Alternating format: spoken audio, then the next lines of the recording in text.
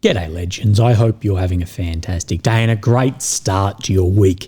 Now legends, of course, as always, we do have a lot to go over. Of course, we're going to speak about the largest drone attack we have ever seen, with over 800 Russian drones in Ukrainian skies.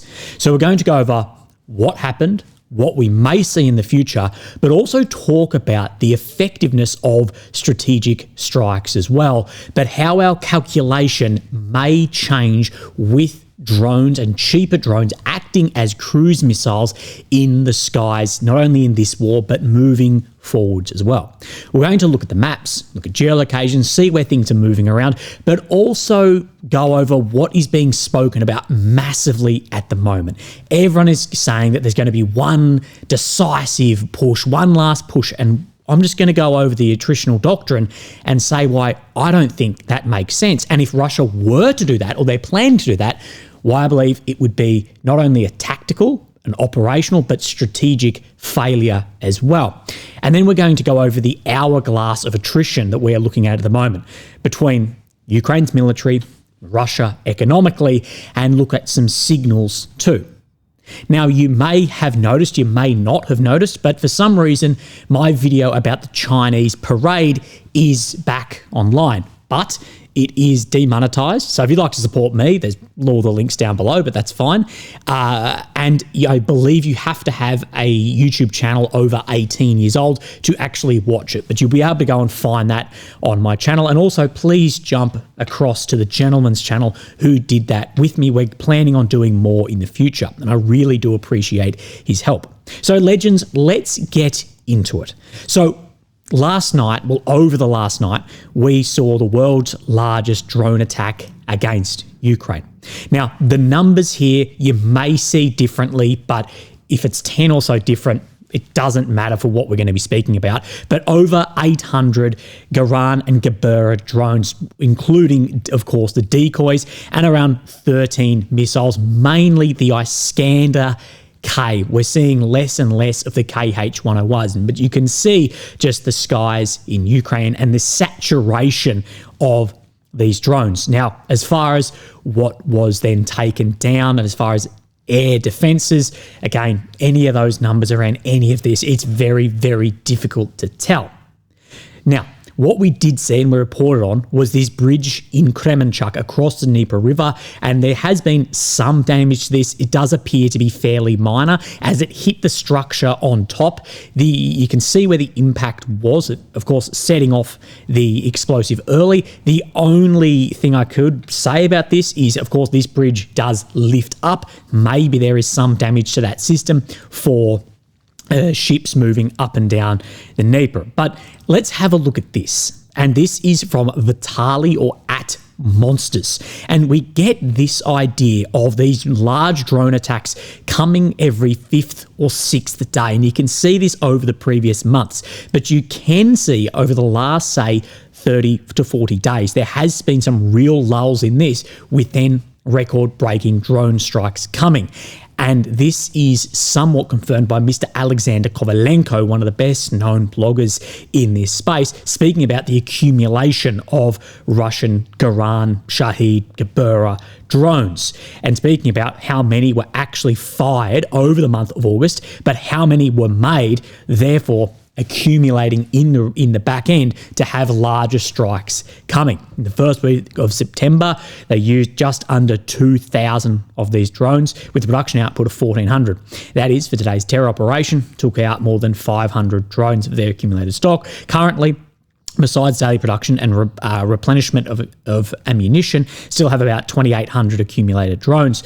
What's noteworthy, they're trying to achieve a frequency of massive raids every 2 to 4 days. And this does go into what we're seeing then with these raids. But what we do know, Russia is trying to increase the industrial output of these drones massively. Likely will be able to scale these. We have seen these increase in their scalability many times over. Of course, you can't project that linearly or in a constant line. I know people love to think about this war in linear fashion, but if you go from 1 drone to 10 drones, you can't go from 10 to 100 and 100 to 1,000, 1,000 to 1,000,000 in the same amount of time frame. But you can see trying to have these massive raids. And of course, this does really wear down on population, on air defence, and of course, hitting strategic and tactical level targets as well.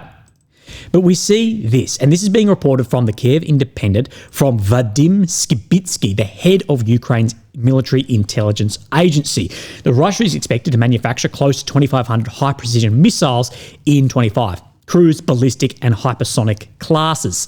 They also plan to manufacture a range of modern military hardware by the end of 25, including 57 combat aircraft, Su-57, 35, 34 and 30, and 250 tanks, 1,100 BTR, so fighting vehicles, and they're ramping up development of new weapons and modernisation. Now, where a lot of people are finding a lot of friction in this is Ukraine's military intelligence told us back in 22, 23, etc., that they're pulling chips out. They won't be able to make this level of hardware, and there's only a few more waves of missiles or drones to come.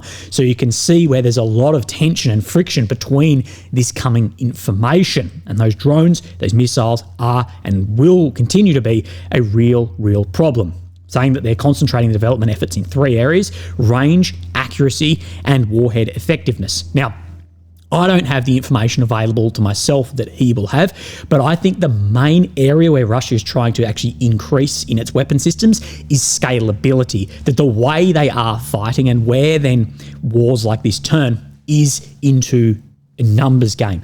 And I think their primary goal at the moment, especially around these drones, is scalable. How many can we just put into the sky? While as secondary, range, the accuracy, just overall lethality of that system. But he's saying, again, for a potential conflict with NATO by 2030, preparing for war by 2030 in the greater range of these. So again, we hear much talk about that Russia is going to move on and fight NATO, but this is where the paradox of the Russian military comes in. This is where it's the Schrodinger's VDV is, if Russia is building up their military, so in 4 years' time, they will be able to fight a war against Poland and Germany and France and Macron's husband and all of this, well, Ukraine's not going to have a better outcome if the war continues on this trajectory. Ukraine is many times less powerful than those nations and isn't separated by the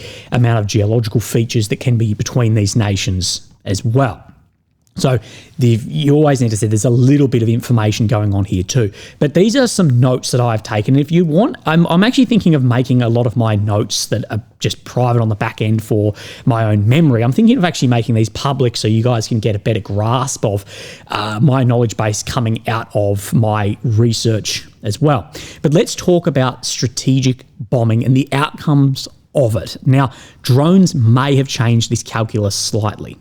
But let's go back a little bit. Why did the Japanese hold out when all hope was lost? And it was clear the US was obviously more powerful and that they were going to win. They held out because they thought they could negotiate a better deal than unconditional surrender from the US becoming more flexible given the cost of a land invasion, and that it would become more flexible on the diplomatic front. Of course, we've seen where things like this end up, but there's always this holdout sunken cost to try and increase your diplomatic area. But let's talk about pain on nations from bombing. And this is why I always say, I think many people, whether it's drones or missiles, whether it's Russian or Ukrainian, I think they overestimate the real world effect of what is still a ground war. Nations' populations can absorb and cope with extreme amounts of pain before rising up against their government. There is not a single recorded instance of a blockade or strategic bombing campaign that punished an enemy's population to the point that popular uprisings became against the government. Punishment generates more public anger against the attacker than against the target government. Churchill has spoken about this as well. For the bombings reinforce a lot of support, not against then the government that is having the missiles or drones or bombs dropped on it. Japan was subjected to a devastating blockade and bombing campaign, yet people withstood. Governments have rarely moved to quit war due to the pain and suffering on their populations. Given the sunken cost fallacy, the more pain, suffering, and the cost of the losses has motivated governments and populations to not quit the war in the hope that they could pull out a victory to save their own skin. The end of war, leaders who have led populations into pain and failure, the same population then may seek revenge if there's a worse outcome. In 91, the US bombing campaign, it failed to coerce Saddam Hussein into abandoning Kuwait, eventually forcing US to deploy ground forces. Now, of course, this was a force multiplier and a weakening, but again, strategic bombing alone will not win wars. It's still ground forces are the ultimate and the where the buck stops with war. In 1999, the 78-day NATO bombing campaign against Yugoslavia does appear to be the first case where strategic air power forced an enemy into submission. Now, there is little information, a lot of speculation around Milosevic and why he capitulated, but it is widely regarded that the bombing alone was not responsible for that outcome. And no great power has ever won by an air campaign alone. In the end, NATO did threaten ground invasion of Yugoslavia. So why does strategic bombing fail? As we've spoken about, civilian populations can withstand and absorb tremendous pain. These campaigns often strengthen resolve of the population and ability to continue fighting against the enemy, as this reinforces that it is not your state but the enemy who is inflicting this pain. It also comes down to numbers. A great state has a huge industrial capacity, and these are defended, they're hardened, and the sheer amounts of bombs needed to actually knock this out is rendering this unlikely. We see then the amount of industrial size within Russia, but also how Ukraine's centre of gravity of their industry sits outside of Ukraine and is untargetable. That said, have cheap drones acting as cruise missiles changed this? And what a guy behind the scenes said to us the other day is he says, I don't believe that a Geran is a drone. It is a set and forget targeting system. It goes from here and hits that. A drone is steerable, can change targets, can move in the sky. So the ones with the camera, he considers a drone, but he said these just set and go Gerans. He said, I believe these are just more of a very cheap cruise missile. And we see in these many hundreds, does this change the scope that industry and energy can potentially be more knocked out? Again, we will see as this war is continuing. Now, I said in the beginning of this, and I talked about in yesterday's video, this idea of a decisive campaign breakthrough end of. And I spoke about it a little bit yesterday, but I'm seeing it more and more today. So I thought I'd extend a little bit further. So we saw a Ukrainian unit who's working in this sector speak that Russia is looking for a, quote, decisive breakthrough. And Mr. David D, he's sharing today, Russia is stripping rear area troops, disabled, wounded, all going to the front for this one big push. It's going to be a bloodbath, untrained, unmotivated, thrown into the line. Everything Russia has will be going into this offensive. And when it's over, Ukraine will still have strategic reserves. Now, you can critique these statements as you want. I'm not pushing back against these guys. But what I'm just saying is doctrinally, and from what I have seen the Russian forces do over the past years with these envelopment of areas, adding pressure on multiple axes and following the attritional warfare doctrine basically to a T, I think that this is unlikely. It doesn't make sense for Russia to attempt some sort of decisive all-out push. And if they do, I believe it would be a strategic and tactical mistake. So let's go over attritional war and a lot of the lessons that I've been teaching you and that I've learnt myself over the past years. Military operations in an attritional conflict are very distinct from those in a war of manoeuvre. Instead of a decisive battle achieved through rapid manoeuvre, attritional war focuses on destroying enemy forces and their ability to regenerate combat power while preserving one's own. Exactly what I've spoken about, why I see no point in closing up Pokrovsk at the moment with the kill box that is being created there, the kill box in Terny, the kill box in Kupiansk, the kill box around Konstantinivka. Again, you can be winning an attritional war by gaining ground, by losing ground, by not moving. We just don't have good numbers on losses.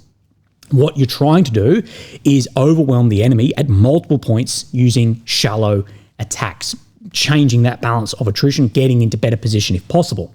A concentration of forces on one main effort should be avoided, as this gives the indication of offensive location and opportunity for the enemy to concentrate the reserves against this key point. So if we go back to what Mr. David D is saying, that Russia is stripping everything, he's saying putting it all in here. There's a lot of projection, I believe, in this, but they're going all on this one area. And this is exactly why you don't concentrate forces in a war like this, because then Ukraine, they can put everything to push back against this. It needs to be across a large axis, which is exactly what we have seen from way up in the north in Sumy to way down in the south in Kherson.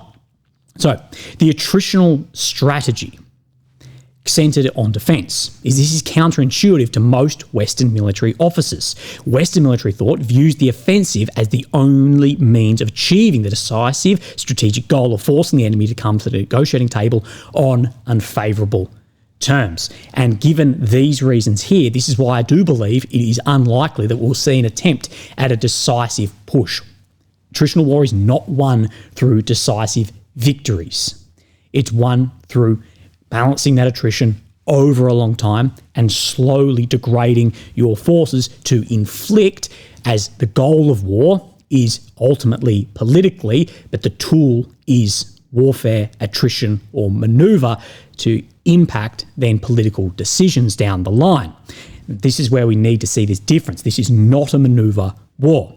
Now, what do I think that this is? And as we've seen multiple times before, is fabricating a goal that doesn't exist.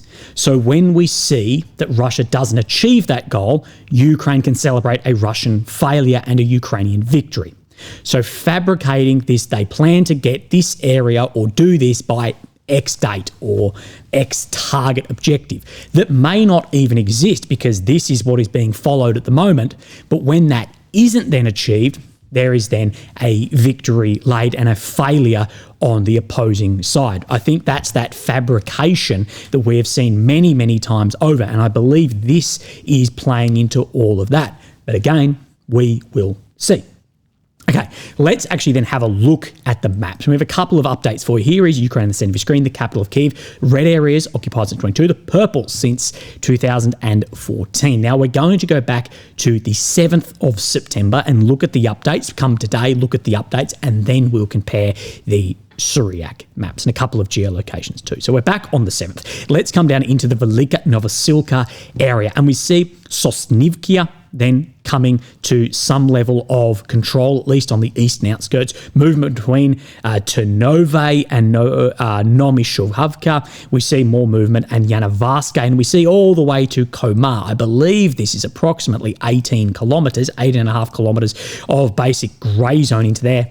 Again, I think there's a very large dose of grey zone in this area at the moment. Actually, I did lie. I'm just going to show you what is moving around here on the Voronezh area by Syriac maps. Again, more movement up until Sosnivkia, confirming the deep state advancement on this point. While we are in here, let's move into this Afilia Zelene Hay area, as Syriac does have an update in this direction as well. So the area in Zelene Hay, we did see Ukraine recover some ground, seems to be back under Russian control, and more movement just to the northeast of here, sitting down in then this gap around Dashne, as well as from Kharkove, crossing in the direction of Novopavlivka, which sits here as well, further into the Dnipropetrovsk Oblast. So keep an eye out on any of those movements. So is that the only update we had for yesterday? No. We had a small movement in Zadove moving into Pokrovsk. Again, many maps are showing that there is Russian control all the way into Pokrovsk. Again, weighed out on that claim that we're seeing from many, many mappers at the moment. Let's move up then to the 8th. This is the newest map that we have at the moment. So we see more movement just to the north of Seversk, Kremenar Forest, moving a little bit more. And I believe that's the only change we have of red check on this. But when we come down, and this has changed slightly with grey zone. So if we go back to yesterday, we see that Volodymyrka is then coming into blue.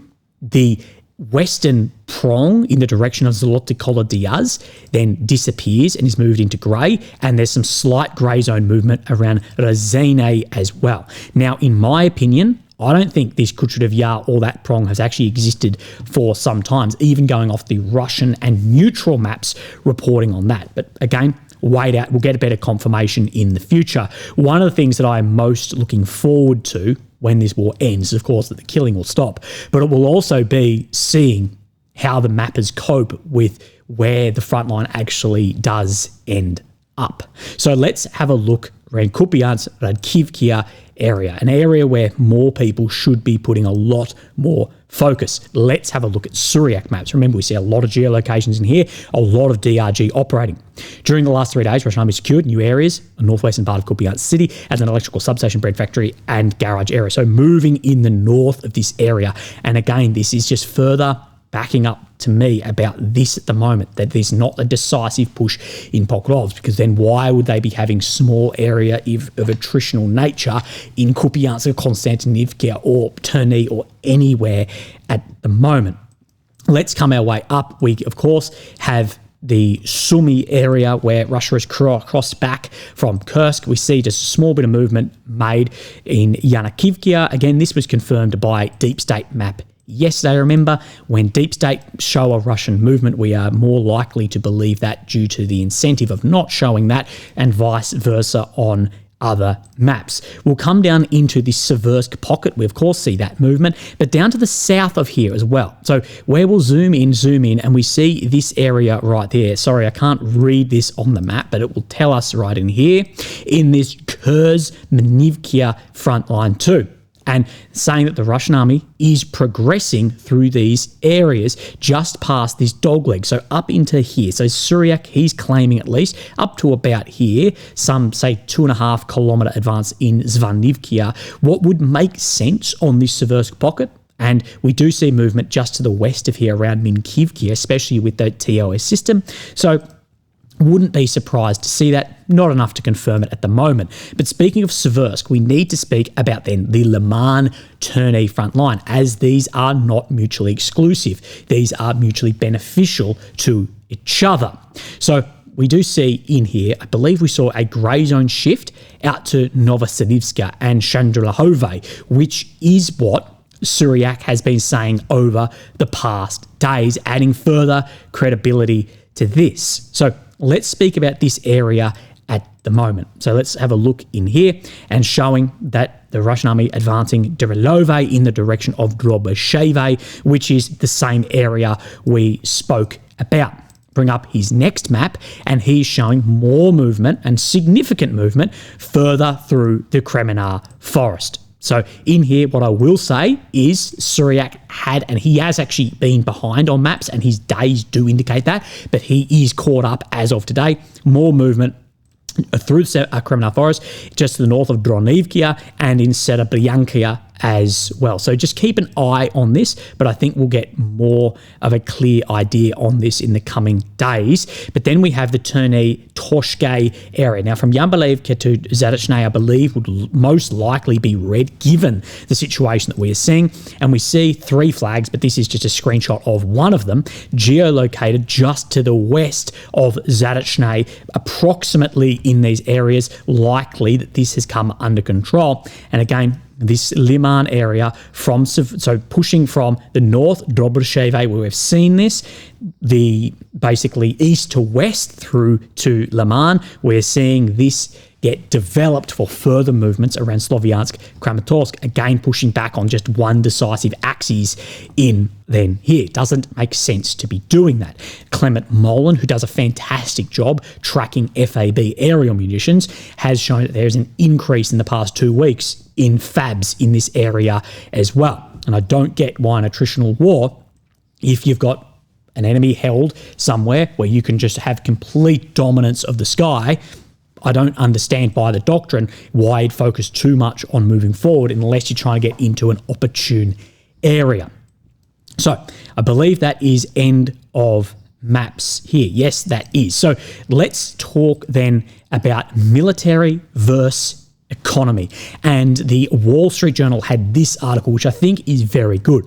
Putin wagers Ukraine's army will break before his economy does. There's a contest between two hourglasses, one measuring how long Ukraine's thinly stretched army can keep up the fight and how long Russia's economy can sustain the invasion. And this is what we're saying, is attritional warfare is a losing game for both of you. You're just trying to lose more slowly. And if you were to ask me right now with what I'm seeing in front of me, if you were to ask, will Ukraine break militarily or Russia economically first, I would say it's more likely Ukraine militarily.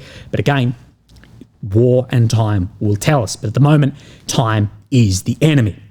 The problem for President Trump's push for peace is that Putin is betting Ukraine's hourglass will run out first, that time is on his side and can just delay this. That's why the Russian president has for months sidestepped Trump's proposals of freezing the fighting with a territorial compromise the US thought would be attractive for Moscow. Instead, Kremlin sticking to its maximalist demands would be effective to make Ukraine a vassal, choose and change the balance of power in Europe. Regardless of what happens in Ukraine, the balance of power in Europe won't be shifting. It's not a large enough centre for balance of power there, but we are seeing worldwide balances of power shift with one area of that being in the European Union, although they don't even know what trajectory they are on at the moment.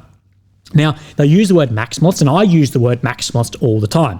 But given the situation, given what we are seeing, in my opinion, the territorial demand is not maximalist. It's large, it's beyond what Russia control, but Russia is advancing and militarily in the field is improving position and most likely winning the attritional nature of war when we look at just the very basics of what is occurring. But a maximalist demand would be, at this point in time, the Dnieper River. The demand of freezing Kherson, Zap, Donbass area, it's a large demand, but I don't think it meets the term maximalist, if that makes sense. Now, what's missing? The policymakers and analysts who are critical of Trump's approach to peacemaking is a concerted US-European strategy to shorten Russia's countdown clock and change Putin's calculation, because on current trajectory, he could win this bet. And this is to impact his economy more. But what I've said is this plan was so reliant, like the EU and America has basically redlined what they can do without having huge domestic impact. It was so reliant on India and China, and especially India. China was never going to bend over, but India has not bent over. They've said no, and it's actually had the reverse effect. It's been fucking draw for Uno reverse on it, of going, well, it's actually going to affect you more because you've pushed us in this direction. And we see Trump desperately walking back with Macron. Russian endurance. Russia's economy grew strongly in 23 and 24 despite Western sanctions, thanks to energy exports and fiscal stimulus from heavy military spending.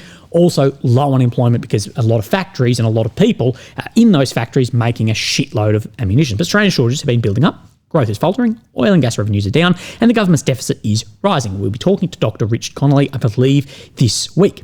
That doesn't mean it's approaching a crisis that would force Putin to shrink his war aims.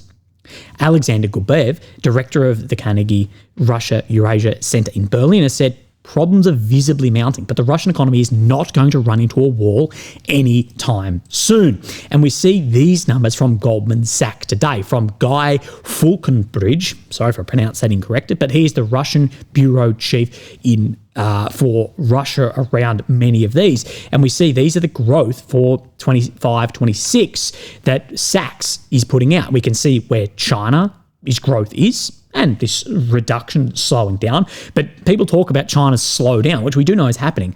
But then I advise you to take a look at everyone else on this list as well. And then we see where Russia in 25, and then where the consensus is for then 26 as well. So still growth beyond many of the other states. Now, this isn't a clear indicator when we're talking about then living standards and ability to fight war, but it is definitely one of the indicators we would look at. But it's hard because even inflation is a byproduct of productivity. As well, you've got more people building more, earning more, you're going to have inflation. That's where economics is so difficult, and why I lean on someone like Richard to help us with this. Now, this continues. Even with a worsening outlook, the economy can support Russia's war effort for at least another 18 to 24 months before problems become severe. So with a worsening outlook, at least year and a half, 2 years. A determined Western effort to tighten sanctions and better enforce existing ones could shorten that time frame, as with lower oil prices. But it's hard to cut off Russia's oil revenues altogether. China and India now buy the bulk of Russian oil. And that's not going to stop. Even if Russia's finances deteriorate sharply, that doesn't mean Putin will give economics priority over his political goals. Although Putin is not totally insensitive to economic fallout, such as inflation, that could cause widespread discontent. Ukraine's intensifying campaign of drone attacks against oil refineries and pipelines reduce Russia's export revenues and spread domestic disruption. He's saying it is getting harder to maintain appearance of normalcy. Russians become unhappy if the war interferes with their lives. But let's go back to the very beginning of this video and talk about these strategic strikes. And what we speak about in this is that punishment generates more public anger against the attacker than against the target government, and that targeting the enemy's population, that if you're trying to have a popular uprising, that is not what we see. We see it actually cement then for the government and cement trying to impact your enemy. And this is what we've seen. A lot of Russia's strategic campaigns with drones and missiles into Ukraine has cemented the war back against Russia. And again, we need to be able to apply this both ways, that people are not going to see these blowing up oil refineries and going, this is Putin's. History tells us they'll more likely go and, yes, this is why we need to continue the campaign, the war that is occurring in Ukraine. That is what that tells us, and we could be wrong. But again, if we're not looking rearwards, you're fucking making shit up into the future. She's estimated Russia could sustain its war on Ukraine for another 3 years unless sanctions tighten considerably. So unless there's more sanctions, another 3 years. And if you were to ask me right now, could Ukraine stand in the field for another 3 years? I don't know. And as we've said, we don't know where the fall-off point is for attritional war. It's hard to see. When you look back in time, you'll be able to see it. But it's, yeah, like they say, on current battlefield trends, another 2 or 3 years of war could stretch Ukraine's defenders to breaking point. I think another winter would be, I think Ukraine was very lucky last winter that they found a really good way to jam the Russian FAB glide munitions when the front line slowed down. Again, you can't rely on that again. Although Russia's big offensive in eastern Ukraine this spring and summer has achieved only marginal territorial gains, the relentless attrition of men is weighing on Ukraine's army. Again, territorial gains as far as in attritional war, it is a metric, but it is definitely not the metric. As far as I've said, you could win a war by stepping rearwards, which can't replace its losses as easily as Russia with its larger population. Moscow's military goal isn't so much to capture land as to exhaust Ukraine's forces until Kyiv is forced to capitulate. Putin is likely to reduce his aims and accept a deal that Ukraine and the West can live with only if he believes Ukraine won't buckle on the battlefield. While the internal political risks from continuing the war are rising. The continued supply of Western arms and ammunition will be essential for extending Ukraine's ability to resist, alongside a build-up of Ukraine's own military industries. But again, this is where we see the next paragraph here saying stabilising Ukraine's manpower shortage is also critical. So continued supply of arms and ammunition and essential extending Ukraine's ability to stand in the field and resist.